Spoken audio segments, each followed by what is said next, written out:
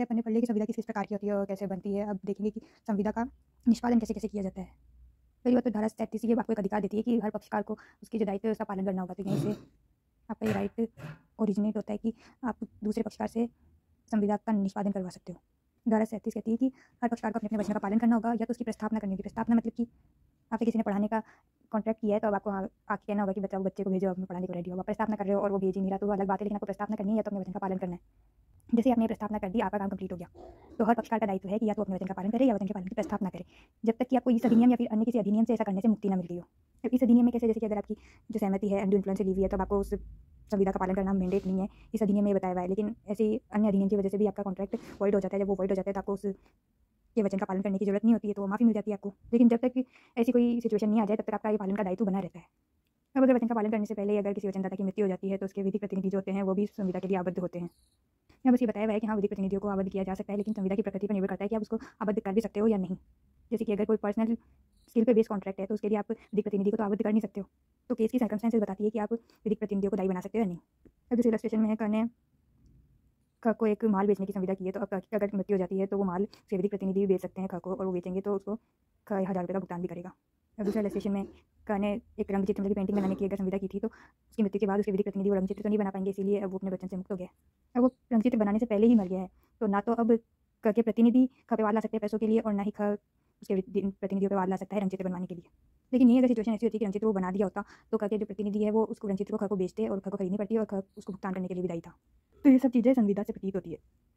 अब धारा 37 में लिखा हुआ था कि या तो आप वचन का पालन करो या वचन के पालन की प्रस्तावना करो। जैसे ही वचनदाता वचनग्रहीता से उस वचन के पालन के लिए प्रस्तावना करता है, और वो वचनग्रहीता है वो उस वचन के पालन की प्रस्तावना को प्रतिग्रहित नहीं करता है, वो स्वीकार नहीं करता है, तो वहीं वचनदाता का काम तो कंप्लीट हो गया। ना तो वो उत्तरदायी है, लेकिन उसके अगर जो अधिकार है वो अभी भी बने रहेंगे। उसके अधिकार मतलब कि अब वो जो ब्रीच के लिए जो वाद है ना, संविदा के भंग के लिए वचनग्रहीता पे वाद ला सकता है। भले ही उसने उस वचन को पूरा नहीं किया, लेकिन उसकी प्रस्तावना अगर वचनग्रहीता से की, लेकिन उसने स्वीकार नहीं किया, तब उसका काम तो यही कंप्लीट हो गया। अब वचनग्रहीता ब्रीच के लिए दायी है। अब हम कब कहेंगे कि उसने जो वचनदाता ने प्रस्तावना की है वो वैलिड थी, क्योंकि उसकी प्रस्तावना से ये दर्शित भी तो होना चाहिए कि हाँ, वो वचन को पालन करना भी चाह रहा है। तो कब किस शर्तों का पूरा हो जाने से ये दिखेगा कि हाँ, वो अपने वचन को पालन करने का इच्छुक है। तो पहली बात तो वो अशर्त होनी चाहिए प्रस्तावना। जैसे कि 100 बोरी गेहूँ बेचने का प्रस्तावना, 100 बोरी गेहूँ बेचने का अगर कोई कॉन्ट्रैक्ट है, तो जो वचनदाता है 100 बोरियाँ ही देने के लिए प्रस्ताव करे। वो ये ना कहे कि मैं 80 बेच दूँगा, 70 बेच दूँगा। तो अगर वो ऐसी कोई कंडीशन लगाता है, तो प्रस्तावना पूरी नहीं मानी जाएगी। अब इसी के साथ तो उचित समय और स्थान पर भी प्रस्तावना करे। जैसे कि वो रात को 12 बजे लाके खड़ा कर दे कि लो भाई तुम्हारी बोरियाँ मैं देने के लिए रेडी हूँ, तो ऐसा भी नहीं होगा। उचित समय पर उचित स्थान पर लाके दे, और साथ ही ऐसी परिस्थितियों के अधीन दे कि वचनग्रहीता को ये भी प्रतीत हो कि वो जो पूरा वचन है उस प्रस्ताव से पूरा करने का वो योग्य भी है और रजामंद भी है। अब ये योग्य और रजामंद का मतलब क्या है? बस वो खाली प्रस्ताव ना करे, खोखला प्रस्ताव ना करे। उसके मतलब कि सिचुएशन ऐसी भी होनी चाहिए कि हाँ, वो उस प्रस्ताव को पूरा करने के लिए सक्षम भी होना चाहिए।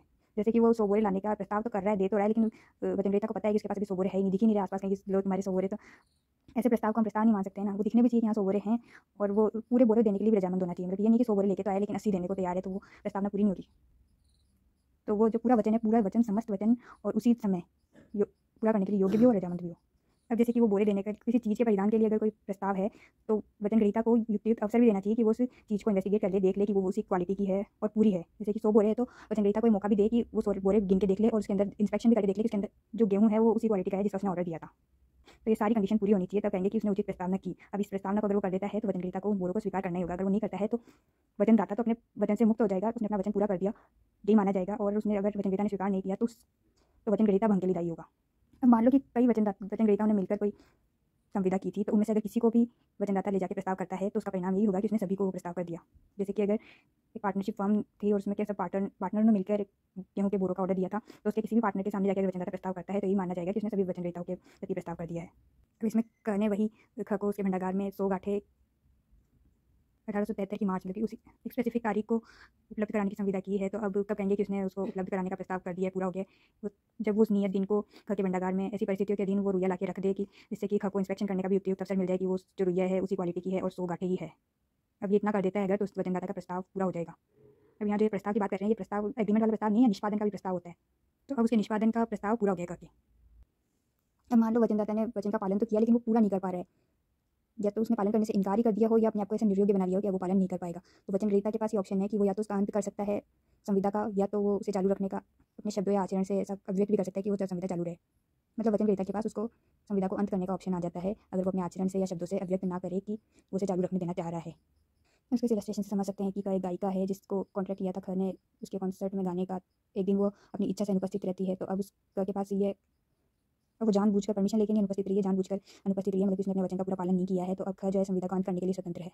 अब ऐसे ही अगर वो जानबूझकर एक रात को अनुपस्थित रहती और ख की अनुमति से अगले दिन उसको गाने देता, अगर वो 2 महीने तक उसको गाने के लिए कॉन्ट्रैक्ट किया था और एक दिन वो अनुपस्थित रही जानबूझकर, लेकिन जो ख है उसने अगले दिन उसको जब वो आई तो गाने के लिए अनुमति दे दी। मतलब कि उसकी जब ये अनुमति है, इससे संज्ञापित हो रहा है कि उसने संविदा का अंत नहीं किया है। अब बस वो इस संविदा का अंत नहीं कर सकता है, वो एक दिन जो उसकी अनुपस्थिति थी उसके लिए नुकसान ही मांग सकता है। अब धारा 47 कहती है कि संविदा का पालन करना किसको होगा।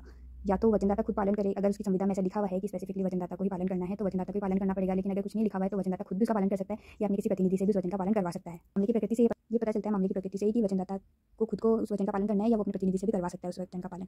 लेकिन जो उसका प्रतिनिधि है वो भी सक्षम होना चाहिए। अब जैसे ख किसी धनराशि को देने का क को वचन देता है, तो या तो वो धनराशि खुद दे दे या किसी और को अपॉइंट कर दे ऐसी धनराशि देने के लिए। अगर उसकी मृत्यु हो जाए तो उसके विधिक प्रतिनिधि वो धनराशि देने के लिए दायी होंगे। या तो खुद दे दे या तो किसी को नियोजित कर दे दूसरे को देने के लिए। तो धनराशि है तो वो किसी के भी द्वारा दी जा सकती है। लेकिन अगर ये कॉन्ट्रैक्ट रंगचित्र बनाने का, मतलब पेंटिंग बनाने का होता तो ख ही, लेकिन यहाँ पे क ही उस रंगचित्र को बनाने के लिए उत्तरदायी है और किसी से वो नहीं बनवा सकता है क्योंकि ख ने उससे ही बनवाने का कॉन्ट्रैक्ट किया है। अब धारा 41 बताती है कि अगर वचन ग्रहीता है जो किसी और से उस वचन को पालन करने को प्रतिज्ञात कर लेता है तो उसके बाद में वो वचनदाता के विरुद्ध उस संविदा को प्रवर्तित नहीं करवा पाएगा। मतलब कि मान लो पहले वाले रजिस्ट्रेशन में से उसको पेंटिंग बनवानी थी, लेकिन अगर वो घर से पेंटिंग बनवाने ना स्वीकार कर लेता है तो बाद में वो क पर वाद नहीं ला पाएगा कि अब मुझे तो क से ही बनवानी थी। जैसे कि क किसी वजह से बिजी हो गया, रंगचित्र नहीं बनवा पाया और ख ने किसी मतलब कि ख की सहमति से किसी और प्रतिनिधि को नियुक्त कर दिया और ख ने उससे रंगचित्र बनवाना स्वीकार कर लिया एक बार, तो बाद में क को उत्तरदायी नहीं ठहरा पाएगा। मान लो कोई वचन किसी ने संयुक्त दिया हो तो उसका पालन कौन करेगा। मान लो कि 4 लोगों ने मिलकर ख से एक घर बनाने का कॉन्ट्रैक्ट किया है, तो चारों को मिलकर उस घर को बनाना होगा। और मान लो अगर उसमें से किसी एक की मृत्यु हो जाए तो उसका विधिक प्रतिनिधि और 3 अदर सदस्य मिलकर वो घर बनाएंगे। और अगर मान लो सारे ही बंदे मर जाते हैं तो उनके विधिक प्रतिनिधि जो होंगे सबके वो सारे विधिक प्रतिनिधि मिलकर उस घर का निर्माण करवाएंगे। अब यहाँ लिखा हुआ है तत्प्रतिकूल आशय संविधान प्रतीत न हो। मतलब कि जैसे कि एक फर्म है जिसमें से एक ही पार्टनर का बिल्डिंग बनाने का काम है, बाकी सारे पार्टनर जो होते हैं वो मैनेजमेंट का काम करते हैं, तो जिस एक पार्टनर का ही दायित्व होगा घर बनाने का, ऐसा है। लेकिन अगर ये भी संविधा में लिखा हो तब, अगर चारों लोगों ने मिलकर वचन दिया है तो जो वचन ग्रहीता है वो चारों में से किसी को भी उत्तरदायी ठहरा सकता है। आगे वाले में लिखा हुआ है कि 4 वचनदाताओं ने मिलकर अगर कोई वचन दिया है तो वचन ग्रहीता है जो किसी एक को भी वचन के पालन के लिए विवश कर सकता है, या तो एक को या 2 को, क्योंकि या तो सबको दायी बना सकता है एक साथ या तो किसी एक को भी विवश कर सकता है। अब ये भी तत्प्रतिकूल अभिव्यक्त करार के अभाव में, मतलब कि अगर करार में ये लिखा हुआ है कि बस एक ही जना जैसे कि जिसको घर बनाना है वही उत्तरदायी होगा तो उसी को उत्तरदायी ठहराया जा सकता है। लेकिन अगर चारों ने मिलकर वचन दिया है तो उन चारों में से किसी को भी उत्तरदायी ठहरा सकता है और पूरी संविदा का पालन एक जने से भी करवा सकता है वचन ग्रहीता। अब वचन ग्रहीता तो किसी को भी उत्तरदायी ठहरा सकता है, लेकिन वचन तो चारों ने मिलकर दिया है ना, तो अगर जो कोई एक वचनदाता उस वचन का पालन कर रहा है तो वो बाकी के जो वचनदाता है उनको भी अपना अंश देने के लिए विवश कर सकता है। अब ये भी तत्प्रतिकूल आशय के अभाव में, मतलब कि अगर संविदा में कुछ ऐसा ही प्रकट किया हुआ है कि जैसे कि कोई पैसे चुकाने का संविदा थी और वो 4 जनों में से किसी एक को उत्तरदायी ठहराया हुआ था कि हाँ ये पैसे चुकाने के लिए दायी रहेगा ना, अपॉइंट किया हुआ था उसको, तो वही उत्तरदायी होगा पैसे चुकाने के लिए। लेकिन ऐसे ही चारों जनों ने मिलकर किसी पैसे को चुकाने का संविदा की होती तो जो पूरा अमाउंट है उसमें से उनको सबको शेयर देना पड़ेगा। अब इसी में मान लो कि चारों में से कोई एक भी अपना अंश का विदाई करने में व्यतिक्रम करे तो उसका जो हिस्सा है वो भी जो बाकी के 3 बच गए उनको समान रूप से बांटना पड़ेगा। मान लो 100 रुपये 3 जनों को चुकाने थे और एक जना उसमें से 100 रुपये अपने नहीं चुका पा रहा है, तो जो बाकी के 2 बंदे बचे हैं वो उसके हिस्से के 100 रुपये में से 50-50 रुपये और देंगे। इसका जो स्पष्टीकरण दिया हुआ है वो गारंटी के एग्रीमेंट से है। मतलब कि प्रतिभूति का जो करार होता है उसमें क्या करते हैं लोग, मूल ऋणी और प्रतिभू दोनों मिलकर वचन तो देते हैं भुगतान का, लेकिन संयुक्त रूप से वचन थोड़ा देते हैं। उसके अंदर मूल ऋणी अगर व्यतिक्रम करेगा तब प्रतिभू को कुछ रकम चुकानी पड़ती है। और मान लो प्रतिभू ने मूल ऋणी ने व्यतिक्रम किया और प्रतिभू ने वो जो पूरी रकम चुका दी, तो अब जो प्रतिभू है उसका कोई हिस्सा नहीं रहेगा। प्रतिभू जो है मूल ऋणी से पूरा अमाउंट ले सकता है, क्योंकि प्रतिभू और मूल ऋणी मिलकर ऋणदाता को संयुक्त रूप से वचन तो देते हैं, लेकिन उसमें प्रतिभू का कोई इंटरेस्ट नहीं होता है। लोन तो मूल ऋणी ने लिया होता है, तो पूरा जो अमाउंट अगर प्रतिभू ने उसको ऋणदाता को चुका दिया है तो जो प्रतिभू है वो उससे शेयर की डिमांड नहीं करेगा, मूल ऋणी से पूरे अमाउंट को अपना वसूल करेगा उससे। अब ऐसे ही अगर मूल ऋणी ने उसके लिए लोन का कोई अमाउंट चुकाया है ऋणदाता को, तो अब मूल ऋणी प्रतिभू से कोई शेयर नहीं मांग सकता है कि तू मेरे को मैंने 50 में से 25,000 रुपये चुका दिया तो तू आधा तू भी चुका, क्योंकि इन दोनों का इंटरेस्ट नहीं है उसमें। मूल ऋणी ने खुद अपने पर्सनल रीजन से कोई लोन लिया है तो मूल ऋणी का ही प्रथम दायित्व बनता है उस ऋण को चुकाने का। इन दोनों का जॉइंटली डायरेक्ट एग्रीमेंट नहीं है कोई ऐसा। तो ये बस स्पष्ट कर रहा है, लेकिन देखने से पता चल रहा था कि गारंटी का एग्रीमेंट संयुक्त वचन नहीं होता है। अब रजिस्ट्रेशन देखते हैं। और ख और ग ने 3,000 रुपये घर को देने का वचन दिया है, तो अब जो घ है वो या अकेले क से या ख से या ग से किसी से भी 3,000 रुपये अपने वापस मांग सकता है। अब मान लो ये 3,000 रुपये में से 3,000 रुपये पूरे घ ने ग से मांग लिए, तो अब जो ग है उसने 3,000 रुपये चुकाए हैं और क जो है ना इसमें से वो दिवालिया हो गया और उसकी जो प्रॉपर्टी है ना उसमें से 1,000 रुपये नहीं वसूल सकते, 500 रुपये उसके हिस्से के वसूल सकते हैं। तो 500 रुपये तो उसके आ गए और जो ख है उससे उसके हिस्से के 1,000 रुपये वो वसूल करेगा ग, और जो क के हिस्से का 500 रुपये का लॉस हुआ ना उसको दोनों ख और ग दोनों बराबर बराबर बांटेंगे। इसीलिए जो 250 रुपये हैं वो क के लॉस के भी ख ग को देगा, क्योंकि ग ने तो पूरे 3,000 रुपये चुका दिए, उसके हिस्से के भी चुका दिए और क और ख के भी चुका दिए। क के हिस्से तो 500 रुपये आ सकते हैं तो 500 रुपये, और जो ख के हिस्से का 1,000 रुपये तो वो तो देगा ही, और 500 रुपये का जो लॉस हुआ उसका आधा ख भी भुगतेगा। अब ऐसे ही मान लो यहाँ तो क की संपत्ति से 500 रुपये वसूल हो गए, लेकिन कुछ भी नहीं वसूल हुआ होता तो दोनों का शेयर 1500 हो जाता। ग ने पूरे 3000 का भुगतान कर दिया, तो अब वो क से 1500 रुपये मांगेगा। अब यही कॉन्ट्रैक्ट अगर क और ग ने किया है, 3000 रुपये दिए, लेकिन 3000 रुपये की जरूरत सिर्फ ग को थी। क और ख तो सिर्फ प्रतिभूति के रूप में थे कि अगर ग नहीं चुकाएगा तो हाँ हम दोनों मिलकर चुका देंगे। अब ग ने 3000 रुपये नहीं चुकाए तो फिर उसका भुगतान क और ख को करना पड़ा। तो अब क और ख शेयर वेयर कुछ नहीं करेंगे, पूरा जो भुगतान है वो ग से ही वसूल करेंगे। मतलब कि ऐसा कुछ नहीं होगा कि क अगर मतलब मान लो नहीं दे पा रहा है तो अब क और ख उसको बराबर बांटेंगे, ऐसा कुछ नहीं है। इन दोनों की लायबिलिटी नहीं थी बिल्कुल भी इस लोन के लिए, तो जो क और ख दोनों है ना ग पर ही बात लाएंगे पूरा अमाउंट वसूल करने के लिए, जितना भी उन्होंने चुकाया होगा। मतलब कि मान लो 1500 रुपये दोनों ने दिए हैं, तो वो दोनों ग से ही 1500 रुपये अपने वसूल करेंगे। और मान लो 1000 रुपये इसने दे दिए, 2000 रुपये इसने दे दिए, तो ये से शेयर नहीं मांगेगा, 1000 रुपये ये ग से ही मांगेगा और 2000 रुपये ये भी ग से ही मांगेगा, क्योंकि जो लोन है वो तीनों ने मिलकर नहीं लिया था, सिर्फ ग ने लिया था, क और सिर्फ प्रतिभूति है। धारा 44 के अनुसार मान लो कि वचनग्रहीता है और संयुक्त वचनदाताओं ने उसको वचन दिया है, मतलब 2-3 लोगों ने मिलकर उसको वचन दिया है और वो किसी एक को निर्मुक्त कर दे, तो किसी एक को निर्मुक्त कर देने से बाकी के जो वचनदाता हैं उनका दायित्व भी निर्मुक्त नहीं होगा। लेकिन वचनग्रहीता की ऐसे एक व्यक्ति की निर्मुक्ति से जो निर्मुक्त हुआ व्यक्ति है उसका दायित्व बाकी के लोगों को उसके हिस्से का शेयर देने के लिए निर्मुक्त नहीं करेगा। मतलब कि मान लो 1000 रुपये 3 जनों को किसी को देने थे और वो जो बंदा जिससे लेने थे वो निर्मुक्त कर दे उसको कि चल मैं ऐसे पैसे नहीं वसूलूंगा, इन दोनों से वसूल लूंगा, और किसी से उसने 3000 रुपये वसूल कर लिए, है ना। क ख ग और दोनों 3 थे, तीनों को 1000 रुपये देने थे, लेकिन जो घ है उसने ग को निर्मुक्त कर दिया कि चल तेरे से नहीं वसूलूंगा। क से साढ़े 3000 रुपये अगर वसूल लिए तो जो क है वो ग और ख दोनों से 1000 रुपये अपना हिस्सा लेगा, उसके प्रति ग उन्मोचित नहीं हो जाएगा। अब ऐसी सिचुएशन मान लो 1000 रुपये तीनों को देने थे और घ ने ग को पूरा निर्मुक्त कर दिया, 1000 रुपये उसके हिस्से के छोड़ ही दिए, तो भी जो क और ख के 1000 रुपये देने थे ना वो तो उससे वसूल कर ही सकता है। मान लो क से उसने 2000 रुपये अगर वसूल लिए तो जो क है वो ख से अपने 1000 रुपये वापस ले लेगा और ग को तो निर्मुक्त उसने कर ही दिया था। तो इसमें ये लिखा है कि एक को अगर निर्मुक्त कर देता है तो अन्य वचन वचनदाताओं का तो दायित्व रहेगा ही। और मान लो किसी एक से पूरा वसूल लिया और उसने सिर्फ ग को निर्मुक्त कर दिया कि तेरे से नहीं वसूलूंगा, चल इन दोनों से वसूल लेता हूँ मैं 1500 रुपये, तो इसका मतलब ये नहीं कि उन्होंने 1500 रुपये दे दिए तो ग के हिस्से का वही देंगे, वो तो ग से अपने उसके हिस्से को वसूल कर ही पाएंगे। मतलब 500 रुपये दोनों ग से वसूल करेंगे, उसके हिस्से का क और ख थोड़ा भुगतेंगे।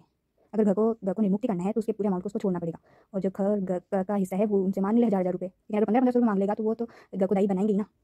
अब पहले तो क्या था, एक व्यक्ति को कई लोगों ने वचन दे रखा था। अब आगे 45 में ये दिया हुआ है कि मतलब कि ये वचन देने वाले लोग हैं और सबने मिलकर एक व्यक्ति को वचन दिया है। लेकिन धारा 45 में है एक व्यक्ति है जिसने कई लोगों को वचन दिया है। इसमें तो वचन एक व्यक्ति को लोग दे रहे थे, अब ये एक व्यक्ति है जो कई लोगों को वचन दे रहा है, तो इन सबका तो अधिकार है ना। ये तीनों मिलकर अब इसके ऊपर वाद ला सकते हैं, तो इन तीनों का संयुक्त अधिकार होगा कि वो तीनों इस पर वाद ला सकते हैं, या तो अगर किसी की डेथ हो जाती है तो इसका विधिक प्रतिनिधि इन सबके साथ मिलकर इस पर वाद ला सकते हैं। इन तीनों का अधिकार हो गया, मतलब कि मतलब सारे मर जाते हैं तो इन तीनों के ही विधिक प्रतिनिधि से वाद ला सकते हैं, सबका अधिकार होगा। तो यहाँ तो दायित्व की बात की हुई है कि इन तीनों का दायित्व इसके प्रति होगा। अब यहाँ अधिकार की बात करें कि अगर इसने तीनों को वचन दिया है तो इन तीनों का अधिकार इसके विरुद्ध है। लिखा हुआ है कि दो अधिक व्यक्तियों को संयुक्त वचन दिया, यहाँ भी प्रतिकूल आशय से प्रतीत ना, मतलब कि अगर किसी एक का ही अधिकार उन्होंने डिसाइड कर रखा हो कि एक जना ही मिलकर इसके ऊपर वाद लाएगा तो ये भी हो सकता है संविधान में, लेकिन अगर ऐसा कुछ नहीं है तो तीनों मिलकर इस पर वाद ला सकते हैं। के पालन का दावा अधिकार सबके जीवन के दौरान तो उन सबको होगा, और अगर किसी की मृत्यु हो जाए तो उस मृत्यु के प्रतिनिधि और उसके उत्तरजीवी जो बचे हैं वो, और मान लो सबकी मृत्यु हो जाए तो उन सबके प्रतिनिधियों द्वारा संयुक्त उनको अधिकार होगा। अब यहाँ देखो क ने ख और ग से दोनों से उधार ले रखा है, तो ख और ग दोनों ग से इसको वसूल कर सकते हैं उधार को। अब मान लो अगर ख की मृत्यु हो जाए तो ख का जो विधिक प्रतिनिधि है वो ग के साथ मिलकर 5000 रुपये का वाद ग पर ला सकता है, और मान लो ख और ग दोनों मर जाते हैं तो उसके दोनों के विधिक प्रतिनिधि क के ऊपर 5000 रुपये की वसूली का वाद ला सकते हैं, उन दोनों का अधिकार है। तो यहाँ संयुक्त अधिकार की बात हो रही है, वो पहले संयुक्त दायित्व की बात हो रही थी। अब 45 तक तो था कि कौन निष्पादन करेगा, अब 46 से शुरू होता है कि निष्पादन किस समय और स्थान पर किया जाएगा, कब तक किया जाएगा, ये कैसे निर्धारित होगा। तो धारा 46 कहती है कि अगर वचनदाता अपने वचन का पालन वचनग्रहीता के आवेदन के बिना, मतलब कि यहाँ एग्जाम्पल लेके चलेंगे अपन की वचनदाता एक ईंटों का सप्लायर है और वचनग्रहीता एक ठेकेदार है। अब मान लो कि उस ठेकेदार ने वचनदाता से ईंटें मंगवाई और उसको ये नहीं बताया कि कब वो उस ईंटों का सप्लाई करना है, तो अब वचनदाता उन ईंटों का सप्लाई कब तक करेगा, तो उसे युक्त समय के अंदर उसका सप्लाई कर देना चाहिए, अगर समय निर्धारित ना किया गया हो तो। मान लो किसी साइट पे काम चल रहा है, वचनदाता को पता है और समय निर्धारित नहीं किया कि हाँ आज का देना, कल का देना, परसों का देना, तो उसको अपनी सूझबूझ के अनुसार युक्त समय के अंदर उस ईंटों का सप्लाई कर देना चाहिए। जब तक ईंटें वहाँ वापस खत्म हो उससे पहले उस ईंटों की सप्लाई वो कर देगा। तो अभी उपयुक्त समय क्या होगा, ये विशिष्ट मामले के तथ्यों से ही पता चलेगा कि कब उसको सप्लाई कर देनी चाहिए थी।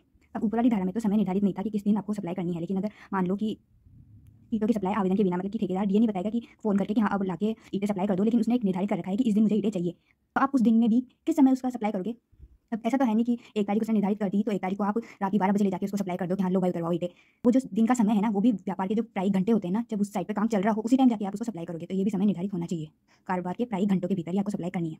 इसके दृष्टांत में बताया हुआ है कि क ने वचन दिया है कि 1 जनवरी को 1 तारीख को उसके भंडागार में माल पहुंचाएगा, तो अब वो उस माल को तब पहुंचाता है जब उसका भंडार गृह बंद हो गया था, तो अब इसको ये नहीं मानेंगे कि उसने सही टाइम पे अपना वचन पूरा किया है, क्योंकि उसने कारोबार के घंटों में उस माल की सप्लाई नहीं की, तो उसने अपने वचन का पालन नहीं किया। अब मान लो कि एक दिन तो निर्धारित है कि उस दिन आपको सप्लाई करनी है, लेकिन जो वचनग्रहीता है ना उसने कह रखा है कि मैं आवेदन करूंगा तब ला के सप्लाई कर देना, तो अब ये ना वचनग्रहीता का कर्तव्य हो गया कि वो उस दिन पे वचनग्रहीता का कर्तव्य है कि उस दिन आवेदन उचित स्थान पर और कारोबार के प्रायिक घंटों में ही करे। मतलब कि वचनग्रहीता भी ऐसा नहीं कि रात के 12 बजे जाके कह दिया कि लाओ आप सप्लाई कर देते, मतलब कि वचनदाता के भी कारोबार के जो घंटे हैं ना उसी में वो आवेदन करेगा।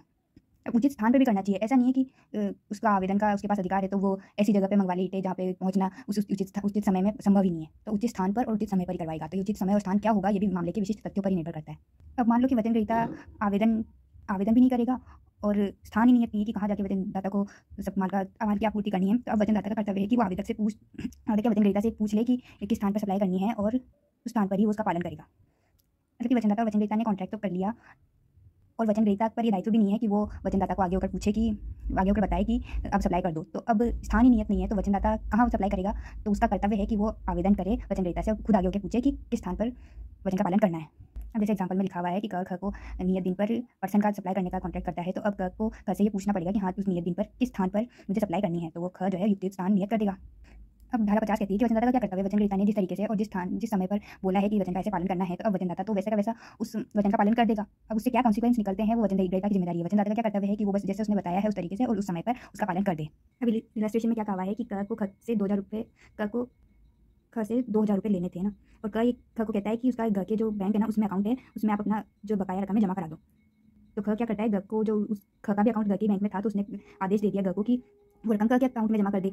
और ना घर ने ऐसा ही कर दिया, घर के अकाउंट में 2000 रुपये ट्रांसफर कर दिए। और उसके बाद लेकिन क को ये पता चले उससे पहले ही घर का जो कारोबार था ना वो बैठ गया, मतलब कि बैंक डूब गई।